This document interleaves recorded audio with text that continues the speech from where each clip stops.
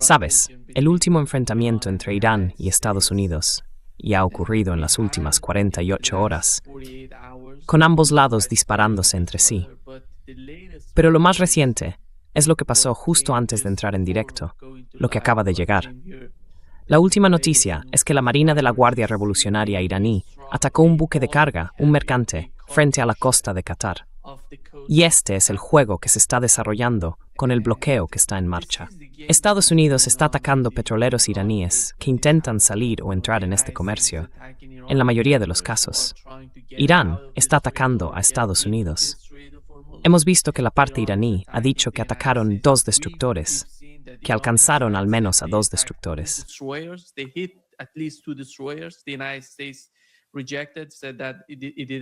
Estados Unidos lo rechazó, dijo que no había ocurrido, y ahora sostiene que atacó 5 o 7 lanchas rápidas, algo que los iraníes también negaron. Así que parece que están hablando de negociaciones. Donald Trump dice que vamos a llegar a algún tipo de acuerdo, pero no parece que estemos alcanzando nada todavía. No estamos consiguiendo resultados con estas negociaciones, porque en realidad no lo sabemos. No sabemos qué está pasando entre bastidores, ni cuál es el nivel de esos mensajes que van hacia Irán y hacia Estados Unidos. Pero al menos definir un marco lleva mucho tiempo, en mi opinión, para poder llegar a eso. Pero, mientras tanto vemos este tipo de enfrentamiento, que podría llevar a una escalada importante o incluso drástica entre Irán y Estados Unidos. ¿Cómo entiendes tú lo que está ocurriendo? Sí, gracias, Nima. Creo que lo primero es cómo veo yo esto. Voy a explicar mi forma de analizarlo. En realidad, no me tomo demasiado en serio nada de lo que sale de Estados Unidos en cuanto a... Bueno, me lo tomo en serio, pero no en el sentido de que tenga consecuencias reales para las negociaciones. Me lo tomo en serio porque son señales que vienen de Washington. La administración Trump necesita dar la impresión de que está ocupada, de que está avanzando, de que está haciendo algo. Porque si lo pensamos con realismo, la responsabilidad de avanzar en esta situación recae sobre Estados Unidos, según su propia posición. No recae sobre los iraníes. La posición iraní ya está claramente establecida.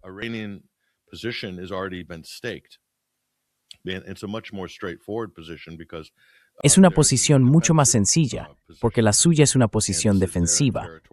Y además, se trata de sus aguas territoriales. Son sus rutas marítimas, en la práctica las que están gestionando no Estados Unidos. Así que, para Estados Unidos, por razones políticas y también por su reputación internacional, tienen que dar la impresión de que están avanzando. Eso es lo primero. Por eso, muchos de estos anuncios de Estados Unidos son más bien performativos. Y hay otro elemento adicional. Ya se da por hecho que muchos de esos anuncios se utilizan para manipular los mercados. De esa forma, personas como los operadores financieros, los grandes inversores institucionales o incluso gente del círculo más cercano de Trump, su familia, pueden comprar opciones sobre el petróleo o hacer operaciones de compra y venta anticipadas para aprovechar la recuperación del mercado, de las acciones y así sucesivamente.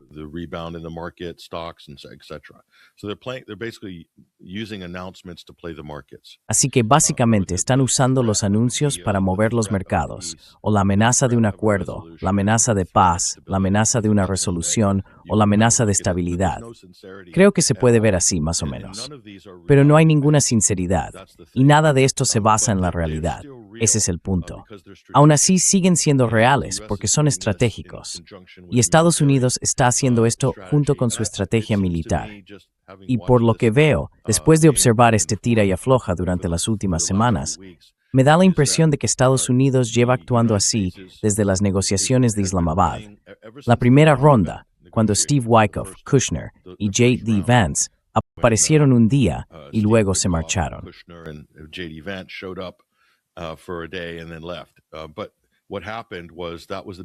Lo que pasó fue que eso marcó el inicio de cómo Estados Unidos empezó a poner a prueba a Irán con distintas tácticas, diferentes tipos de ataques, distintas formas de actuar, para ver si encontraban algún punto débil que pudieran explotar, aprovechar y a partir de ahí intentar sacar partido de alguna vulnerabilidad que Irán pudiera tener al defender el estrecho.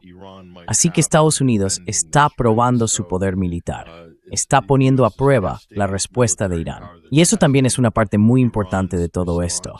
De alguna manera están estableciendo los límites del juego, pero al final, esto va a acabar convirtiéndose en una especie de punto muerto si es que no lo ha hecho ya.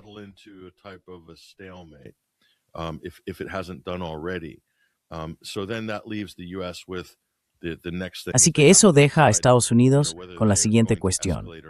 Tienen que decidir si van a escalar o no y cuándo van a hacerlo.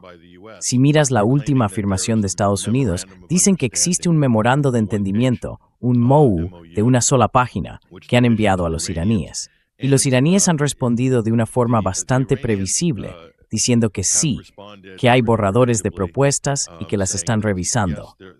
Pero luego Estados Unidos añade una condición extra, que es un plazo. Dicen algo así como hay un plazo de 24 horas para este último.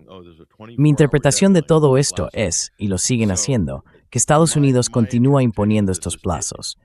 Ya sean de 24 horas, antes solían ser de una semana.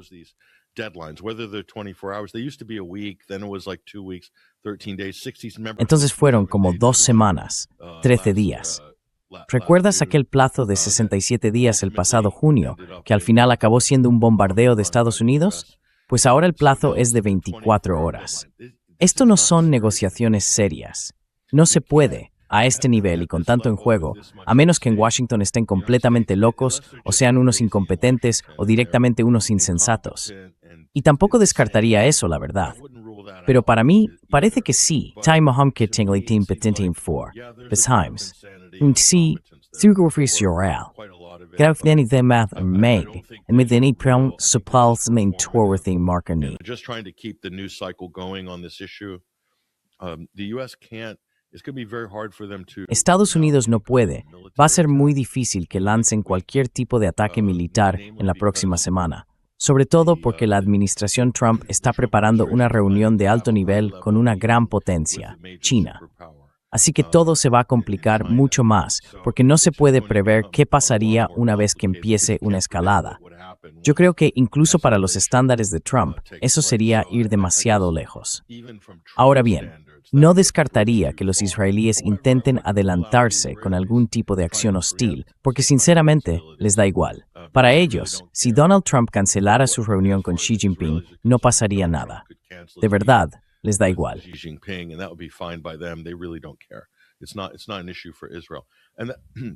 No es un problema para Israel. Y ese es el otro asunto aquí, Nima, que Estados Unidos ha demostrado ser incapaz de llegar a acuerdos. Vale, eso ya lo sabemos. Aún así, existe la posibilidad de que con el tiempo, algunas negociaciones consigan ciertos pasos intermedios positivos que puedan llevar a una cierta estabilidad, al menos temporalmente, y eso es bastante posible. Sin embargo, Estados Unidos no es capaz de contener a Israel. Ese es el problema aquí, y forma parte de la fachada de esta pantomima mediática, en la que la gente mira a Estados Unidos y a Teherán y piensa que se trata de Trump y del gobierno iraní. Pero no es así. Se trata de Trump, Israel y el gobierno iraní.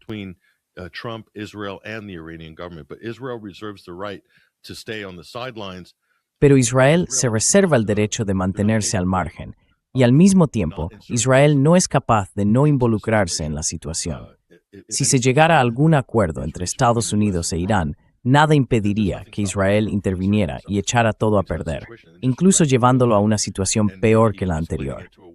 Ese riesgo siempre va a estar ahí, siempre será una amenaza latente. Y por eso no creo, sinceramente, no veo ninguna posibilidad de que esto funcione. Haría falta un cambio drástico por parte de la administración Trump en su relación con Israel. Y no sé, por alguna razón no lo veo posible. Así que va a ser muy difícil. Y Trump, ya ves, sus declaraciones son, bueno, completamente incoherentes.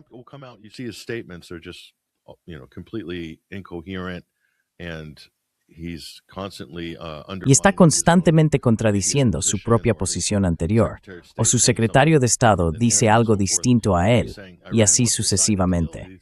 Y dice que Irán quiere firmar un acuerdo, que lo desea con muchas ganas, y sinceramente asegura que ellos quieren firmarlo mucho, muchísimo más que nosotros ahora mismo. Están viendo esto como si nada de eso es cierto. Una y otra vez se ha demostrado que todo eso es pura ficción de relaciones públicas. Y él suelta cualquier cosa. En cuanto baja del helicóptero o del Air Force One, o está de pie en el jardín de la Casa Blanca, en cuanto aparecen las cámaras, llegan los micrófonos y empiezan a lanzarle preguntas. Entra en modo espectáculo. Se pone en modo actor de reality show y dice lo que sea.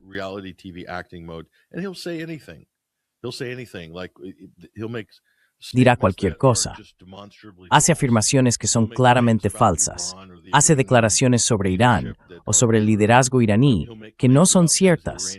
Incluso dice cosas sobre lo que supuestamente los iraníes han dicho en privado, algo que nadie puede comprobar. No sabemos con quién está hablando, o si en realidad solo habla con Steve Witkoff, y Steve Witkoff dice que habla con un tipo en Pakistán, y ese tipo habla con los iraníes, y ellos con las personas adecuadas. Nadie lo sabe. Nadie lo sabe.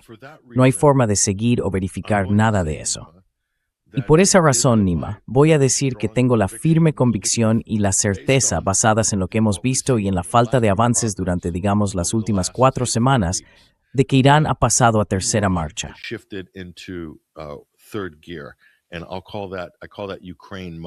Y a eso lo llamo el modo Ucrania. Irán ha pasado al modo Ucrania. Y creo que gran parte de la conversación que tuvieron con los rusos en San Petersburgo giró en torno a eso. En otras palabras, ¿cómo tratamos con los estadounidenses? Y me parece que los rusos les dieron algunos consejos. No es que los iraníes necesiten muchos consejos en este tema, porque creo que lo tienen todo bastante claro. Llevan ya unos cuantos meses jugando al ajedrez con Trump en esto, pero están en ese modo porque Estados Unidos necesita tiempo. Así que es muy parecido al conflicto en Ucrania. En Ucrania, Estados Unidos está ganando tiempo para armar a su aliado y también para que los europeos se rearmen y repongan sus arsenales.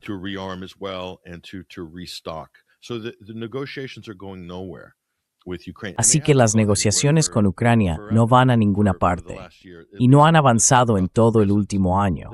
Al menos si hablamos de esta presidencia, no han ido a ningún sitio. Y creo que las negociaciones con Irán están entrando en una especie de dinámica parecida, este modo Ucrania. Y es muy interesante. Basta con ver cómo Rusia está gestionando a Estados Unidos y a Ucrania. Putin acaba de hacer una declaración diciendo: estoy dispuesto a reunirme con Zelensky cara a cara, en cualquier lugar, incluso en un tercer país. Pero con una condición. Antes de reunirnos, debe haber un plan de paz completo y a largo plazo listo para firmar. No, los dos sabemos que mientras Zelensky sea presidente, ese documento nunca va a aparecer.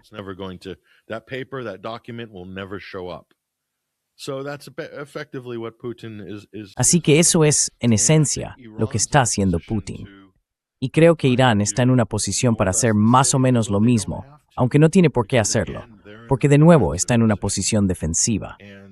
No tiene que salir corriendo a encontrarse con Estados Unidos a medio camino, en absoluto. Desde el punto de vista de la negociación, de cómo se estructuran los marcos y de la teoría de juegos más básica, Irán no tiene por qué ceder, ni encontrarse con Estados Unidos a medio camino en nada. Pero lo que sí puede hacer es jugar a este intercambio mediático, este juego performativo con Estados Unidos, porque además también le conviene a Irán ganar tiempo. Creo que todos podemos estar de acuerdo, Nima, en que es muy probable, más de un 50% probable, que haya una reanudación de las hostilidades entre Irán e Israel. ¿Qué pasaría? Podemos apostar por ello con una alta probabilidad, al menos superior al 50%. Y si es así, ambos bandos van a beneficiarse del tiempo adicional para reorganizarse y rearmarse. Pero, estratégicamente, Irán tiene la ventaja. Han conseguido la ventaja. Está claro que la tienen. Es un hecho geográfico, sinceramente. Y para Estados Unidos es simplemente una desventaja logística en la que se encuentra porque ahora está en una posición mucho más débil en la región que antes del 28 de febrero. Y esa es la realidad. Estados Unidos tenía una posición militar mucho más fuerte antes del 28 de febrero. Ahora es mucho más débil. Y podemos hablar de los distintos aspectos de los diferentes estados del Golfo que apuntan en esa dirección.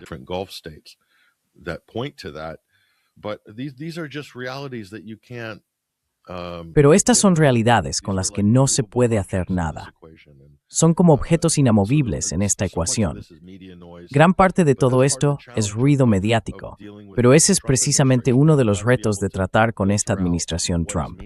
Hay que saber distinguir qué es realmente importante y qué es simplemente ruido superfluo. Y mucha gente, y algunos medios también, creo que están empezando a aprenderlo y adaptarse. Pero luego tienes medios como Axios en Estados Unidos, que en cierto modo podrías decir que funciona dentro del ámbito general como una especie de centro de propaganda israelí. Es como si fuera un agente extranjero israelí integrado en el propio sistema mediático estadounidense.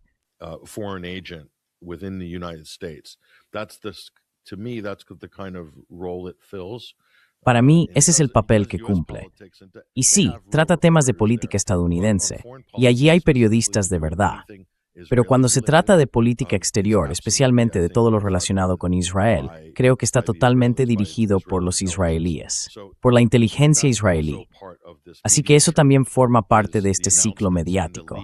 Los anuncios, las filtraciones y las fuentes anónimas que salen de ese medio israelí. Lo llamo medio israelí porque, en mi opinión, en lo que respecta a Oriente Medio, lo es. Axios, que va sentado en Washington, D.C., forma parte de ese ecosistema general de propaganda y estrategia.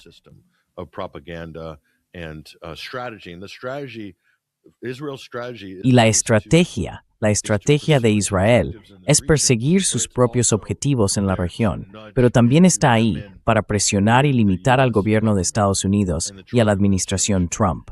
Y utiliza sus medios afines en Estados Unidos, ya sea en Fox, en Axios o en otros, y los usa como una especie de perro pastor para reunir y dirigir a Trump hacia determinadas posiciones y para orientar al gobierno estadounidense hacia los lugares donde necesita que esté en cada momento. Es una operación muy bien coordinada y la mayoría de la gente no tiene ni idea de lo sofisticado que es todo esto. Pero, siendo sinceros, lleva ocurriendo desde hace décadas. No es nada nuevo. Lo que pasa es que ahora se puede ver en acción más que nunca.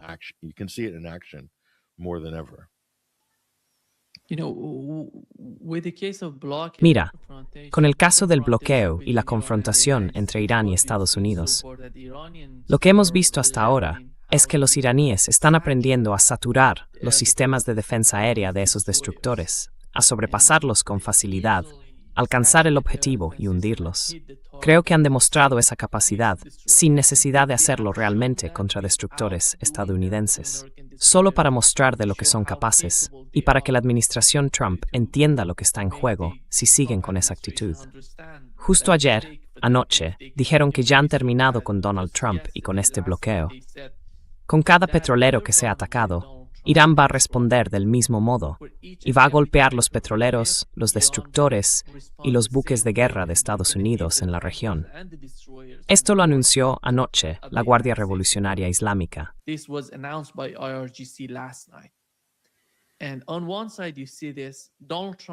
Y por un lado vemos esto. Donald Trump está desesperado antes de ir a China, intentando calmar un poco la situación, porque lo necesita. Necesita, digamos, enfriar las cosas, lograr una especie de, no sé, alto el fuego, algo cercano a un alto el fuego real, no el que hemos visto hasta ahora. Y cuando vuelva de China, creo, como tú has mencionado, que será entonces cuando empiece la escalada. Creo que ese será el momento en que veremos la escalada. Pero el problema, Patrick, es que si miramos la guerra hasta ahora, ¿quién está ganando y quién está perdiendo? Antes de que empezara esta guerra, Estados Unidos no tenía el problema del estrecho de Hormuz. Tenía todas esas grandes y modernas bases en los países del Consejo de Cooperación del Golfo.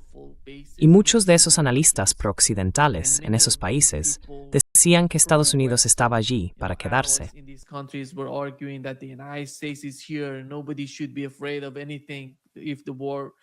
Nadie debería tener miedo de nada si la guerra, ya sabes, va a durar 4 días. Si se alarga más de 4 días, tendremos a Estados Unidos aquí. Pero ahora mismo, esos cálculos ya no sirven. ¿Saben lo que ha pasado hasta ahora? Incluso en Arabia Saudí, en Qatar, en los Emiratos Árabes Unidos.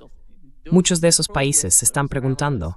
Los analistas o responsables prooccidentales de esos lugares se preguntan, ¿para qué sirven las bases estadounidenses aquí si ni siquiera son capaces de defenderse de un ataque iraní?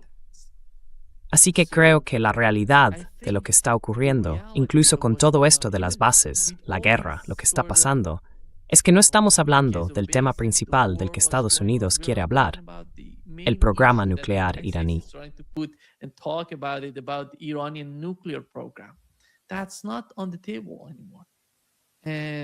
Eso ya no está sobre la mesa. Y no veo a China dispuesta a ayudar a Estados Unidos en algo así, porque diría que Donald Trump le pediría a China que presionara a Irán. Uno de los principales objetivos de esta visita sería precisamente ese, porque ya lo hicieron antes con el caso de Rusia. Pero el problema es que el tablero de ajedrez no está a favor de Donald Trump. Está totalmente en su contra y no tiene ningún tipo de influencia al ir a China. ¿Cómo va a ser eso útil para Estados Unidos a la hora de iniciar una guerra cuando Donald Trump regrese al país? Porque ya sabemos lo que está pasando con el tema de la munición, con el caso de los misiles de crucero, los interceptores.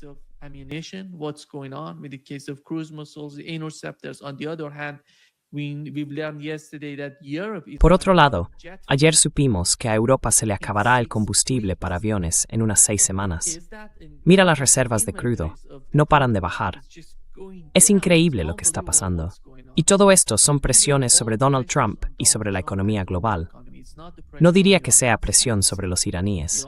Irán está luchando y saben perfectamente por qué lo hacen. Son problemas enormes que Donald Trump debería tener en cuenta en esta reunión con Xi Jinping. Según tengo entendido, su idea es, poner todos estos temas sobre la mesa para hablarlos con Xi Jinping.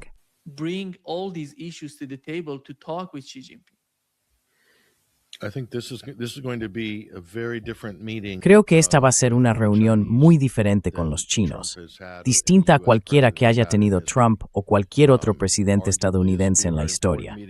Se podría decir que será una reunión muy importante. Aunque, puedo restarle un poco de peso a eso, porque ya sabes, incluso si Donald Trump se sentara en una mesa con Xi Jinping y Xi Jinping desplegara la sabiduría confuciana más elocuente, con una agudeza geopolítica impecable, con toda la prosa y la poesía de las relaciones internacionales, infalible, todo eso le pasaría completamente por encima. Le entraría por un oído y le saldría por el otro.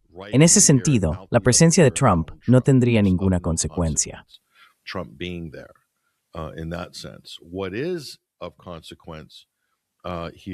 Lo que realmente importa aquí es que China está viendo ahora a Estados Unidos de una forma muy distinta, porque Trump ha mostrado abiertamente hasta dónde está dispuesto a llegar el país para alcanzar sus objetivos más ambiciosos. Y eso incluye la destrucción de países enteros, incluye la destrucción de un Estado civilizacional. China es un Estado civilizacional. India es un Estado civilizacional. Irán es un Estado civilizacional. Estados Unidos no lo es. Estados Unidos es un Estado muy joven, moderno, de origen con colonos. No es un Estado civilizacional.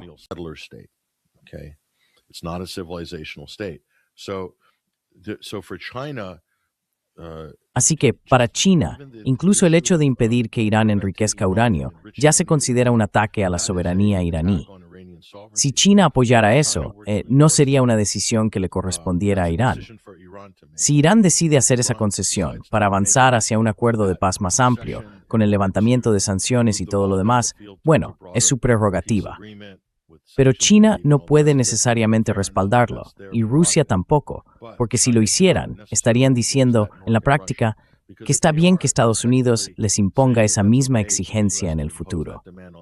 Así que en realidad, Se trata de un ataque a la soberanía básica, sin mencionar el Tratado de No Proliferación y todos esos otros marcos internacionales que han aportado estabilidad y previsibilidad no solo entre los estados con armas nucleares, sino también entre los que tienen programas de energía nuclear civil, que son muchos.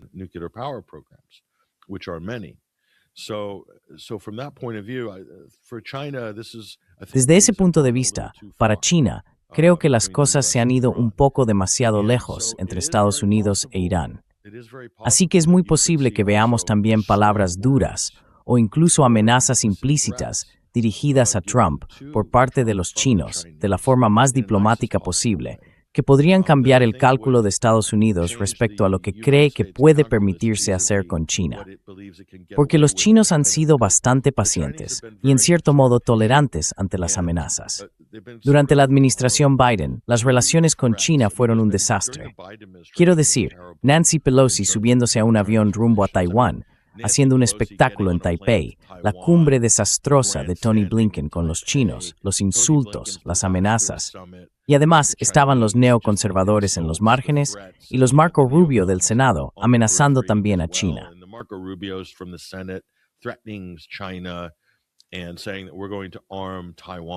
Y decir que vamos a armar a Taiwán con todo lo que haga falta y que nos estamos preparando para un gran giro hacia el Pacífico es como decir que queremos una guerra.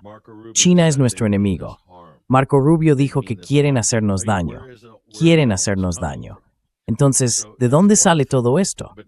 Eso es una cosa. Pero ahora se puede ver lo que Estados Unidos está realmente dispuesto a hacer. No es solo lo que está dispuesta a hacer la administración Trump. Es también lo que están dispuestos a hacer los demócratas, porque en su mayoría no se oponen a nada de esto.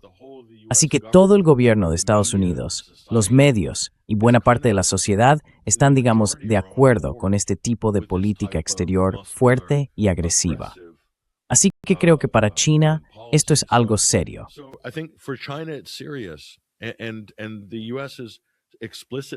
Y Estados Unidos ha dicho abiertamente que quiere aprovechar esta situación en el Golfo Pérsico, diciendo sin rodeos que esto va a perjudicar a la economía china. El efecto secundario, y por eso lo consideran una gran estrategia, es que va a dificultar el acceso de China a la energía que necesita del Golfo Pérsico. Eso es un acto de guerra.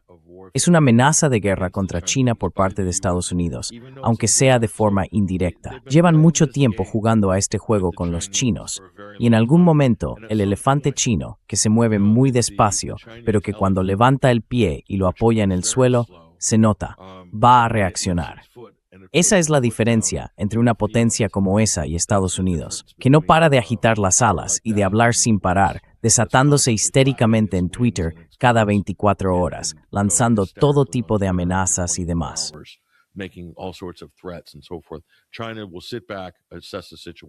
China se va a mantener al margen, va a evaluar la situación, pero podría plantar cara durante esta reunión con Trump. Y si Trump vuelve con un tono algo más conciliador, con un pequeño giro en su retórica, quizá sería algo temporal, porque incluso si Trump se enfrentara a, ya sabes, incluso si Dios mismo bajara y le ordenara dar marcha atrás, Trump asentiría, se asustaría durante 24 horas, y luego, después de que los demonios le susurraran al oído al día siguiente o al otro, volvería a estar donde estaba antes. Eso es lo que sabemos de este presidente. No tiene principios firmes, no tiene un marco moral, no tiene la profundidad intelectual necesaria para entender la situación en la que él mismo se ha metido, ni lo que ha arrastrado a Estados Unidos y al mundo con sus propias acciones y con su falta de acciones constructivas.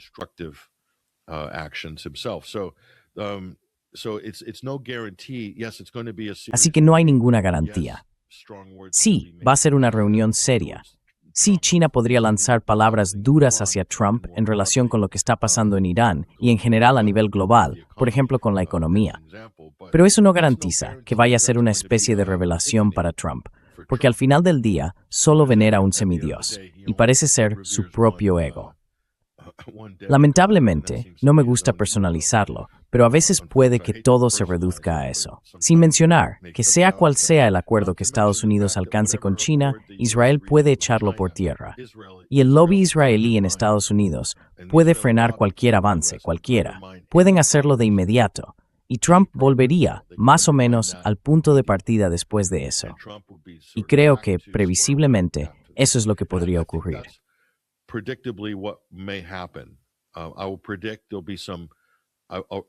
Yo diría que de esta reunión con China saldrán cosas importantes, sobre todo en cuanto a la retórica y a una posible señal de cambio en una dirección positiva. Pero creo que después de unos días, todo volverá a su posición anterior, y Estados Unidos seguirá como hasta ahora. Así que puede que las relaciones bilaterales directas, en temas de comercio, aranceles y cosas por el estilo, se resuelvan temporalmente o parezca que avanzan en una dirección favorable. Pero en lo que respecta a Irán, eso no está realmente bajo el control de Trump. Él no tiene la última palabra. Netanyahu y el gobierno israelí tienen poder de veto sobre la política estadounidense en la región. Y esa es la realidad de la situación. No veo que eso cambie.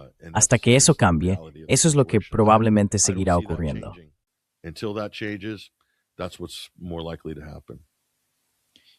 ¿Te refieres a algo como lo que hemos visto en Anchorage, en Alaska? Sí. Están pasando muchas cosas positivas y va a ser un cambio total. Y después de eso, Donald Trump diciendo que todo fue increíble, que todo estaba bien y era excelente. Pero al cabo de una semana, todo desapareció de la escena y volvemos otra vez a las mismas políticas de siempre.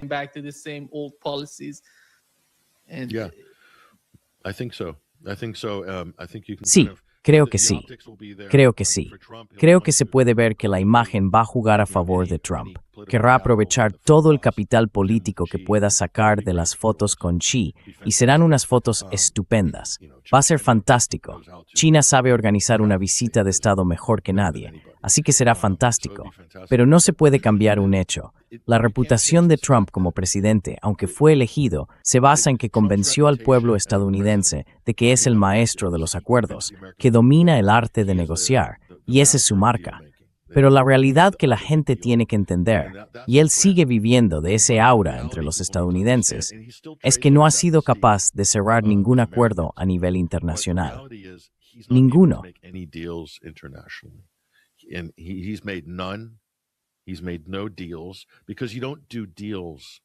No ha hecho ningún acuerdo, porque en las relaciones internacionales no se hacen tratos así.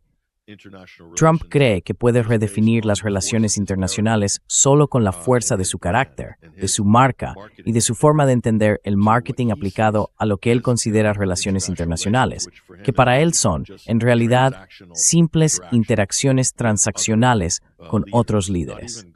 Ni siquiera con gobiernos, con líderes. Así que el gobierno de Estados Unidos no está estableciendo vínculos con otros gobiernos para conseguir acuerdos, redactar tratados o formular compromisos. No lo están haciendo. Todo se basa en su posición de liderazgo ejecutivo personal y en sus contactos con otros líderes, algunos con mandato, otros sin él, primeros ministros, presidentes y demás. Por eso, no puede haber acuerdos.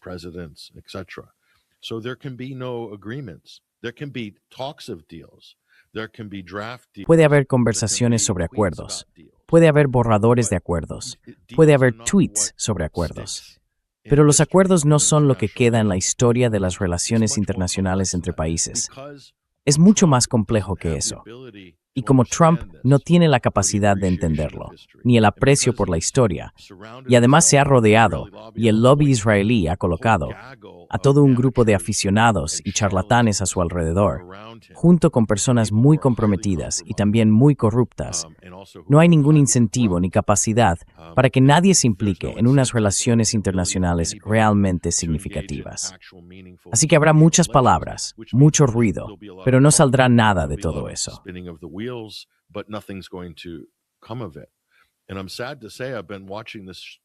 Y me da pena decirlo, pero llevo 1 año y medio viendo este espectáculo, esta especie de pantomima diplomática, y no he visto nada de fondo. He visto mucho teatro, muchas iniciativas falsas. He visto la Junta de la Paz. ¿Qué pasó con todo el dinero que consiguió facturar a través de esa junta? Estamos hablando de miles de millones de dólares. ¿Qué fue de ese dinero? ¿Dónde está? Y ese es solo un ejemplo entre muchos, querer privatizar las Naciones Unidas con la Junta de la Paz. Vamos, ¿qué tipo de estafa es esa? Así que, cuando él cree, y Estados Unidos también lo cree, con esa mentalidad que pueden negociar con los iraníes mientras les tienen la mano en el cuello,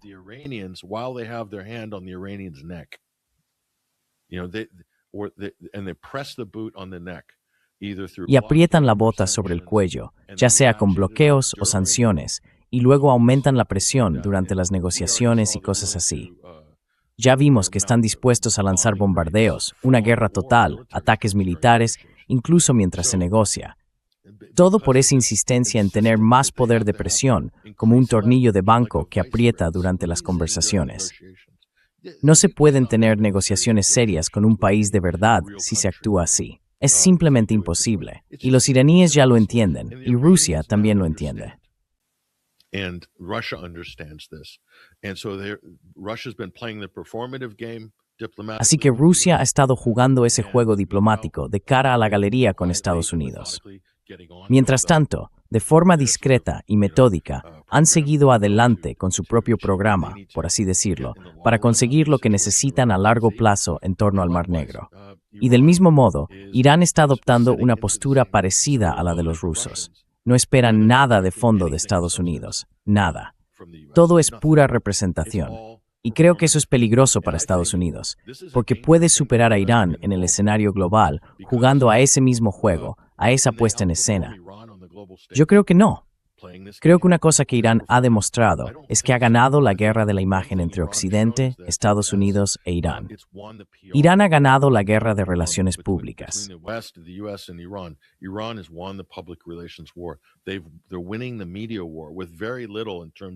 Están ganando la guerra mediática con muy pocos recursos. Pero lo que ha hecho Irán es recurrir a la colaboración colectiva. Con la comunidad internacional han conseguido una especie de poder mediático compartido. Así que si quieren jugar a ese juego diplomático tan teatral entre Irán y Estados Unidos va a perder, y va a perder de forma contundente. Y el precio que Trump va a pagar en casa es alto, muy, muy alto. Creo que su legado está acabado, no se va a recuperar. No volverá a alcanzar cifras en las encuestas ni siquiera parecidas a las que tenía cuando llegó al cargo hace un año y medio. Eso no va a pasar. La economía sigue cayendo, y eso no se puede revertir. Y lo que se ve es un grupo de auténticos aficionados, muy desorganizados y bastante enganchados a su propia fama y poder.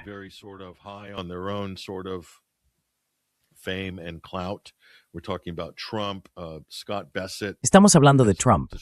Scott Bessent ha destruido, literalmente destruido, la economía estadounidense con las guerras arancelarias, que al final tuvieron que derogar.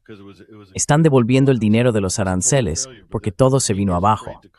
Es un fracaso total, pero los medios tienen miedo de cubrirlo con demasiada fuerza porque muchos medios temen a la Casa Blanca y a las posibles represalias.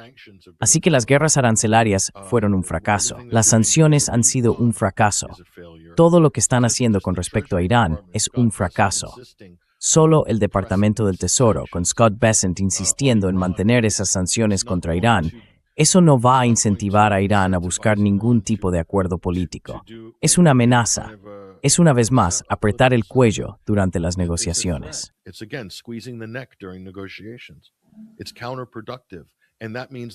Es contraproducente. Y eso significa que va a ser contraproducente para la economía global, para las cadenas de suministro de energía en todo el mundo y para la economía de Estados Unidos.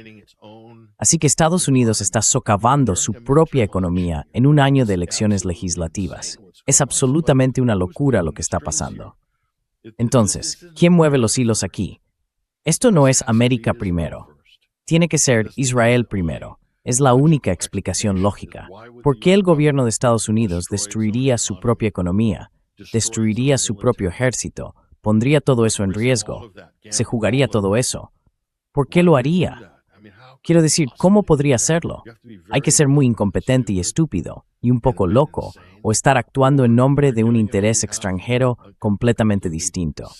Esa es la única explicación lógica a estas alturas, porque no tiene ningún sentido. Nada de esto tiene sentido, al menos desde un punto de vista lógico. On paper, logically speaking, anyway.